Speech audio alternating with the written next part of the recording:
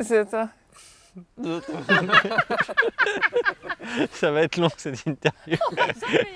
Je suis Bruno Bonancea, clarinettiste. Arthur Lamarre, violoncelliste. Et je suis Julie Moulin, flûtiste, et nous sommes les 3 directeurs artistiques du festival Les Échappées musicales du Médoc.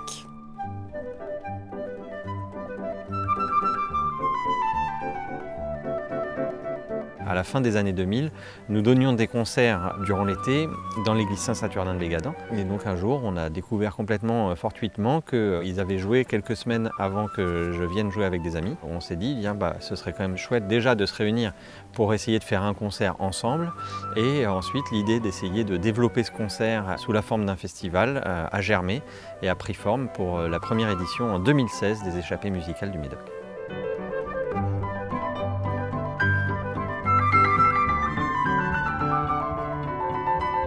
Pas mal d'artistes sont dans divers orchestres, français ou étrangers. On a aussi des artistes freelance, des connaissances la plupart du temps.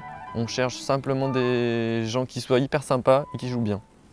Voilà. Il y a aussi la polyvalence, parce que la plupart du temps, on essaye d'avoir des gens qui soient capables d'interpréter différents styles de musique. On a envie de faire plaisir aux musiciens qui viennent, donc on se dit, bon, moi, qu'est-ce que j'ai envie de jouer? On demande aux musiciens aussi, l'année prochaine, qu'est-ce que vous avez envie de jouer? Donnez-nous une liste, un peu d'idées, voilà. Donc chacun apporte un peu ses idées, pour des programmes qui s'adaptent aussi aux lieux qu'on a, qu'on connaît maintenant, même si on essaye de varier chaque année les lieux. Les lieux nous inspirent en fait. Et là, on a la chance d'être de plus en plus sollicités par des communes, des municipalités. Et des lieux nouveaux vont forcément nous inspirer de nouveaux concerts. Il y a aussi quelque chose qu'on prend en compte, évidemment, c'est les attentes du public.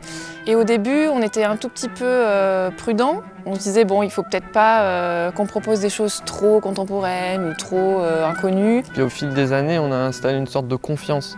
Donc le public nous suit, quitte à ne pas connaître les compositeurs. Et on veut vraiment aussi amener des choses que les gens ne connaissent pas et leur faire découvrir. Et vraiment la découverte, c'est maintenant quelque chose que les gens en fait attendent et demandent. On a vraiment beaucoup de retours sur ça. Il y a beaucoup de gens qui disaient « j'ai beaucoup aimé mais j'y connais rien ». Et à chaque fois on leur disait « mais il n'y a pas besoin de connaître ou d'être technicien ou spécialiste pour apprécier ». Et donc c'est là où on s'est dit ce serait bien aussi de proposer aux gens des clés d'écoute de manière à ce qu'ils puissent avoir une écoute un tout petit peu différente, une écoute guidée.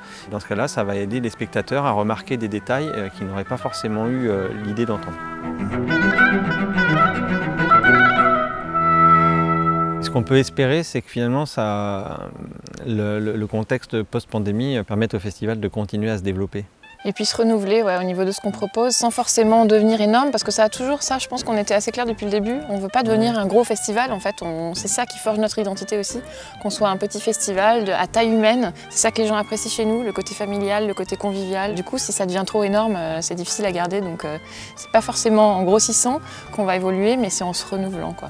Chaque année, en tout cas, on essaye d'amener quelque chose de nouveau. Là, c'était le piano, par exemple, en 2021. Donc pour les prochaines éditions, un feu d'artifice, par exemple. Bruno, il donne les idées.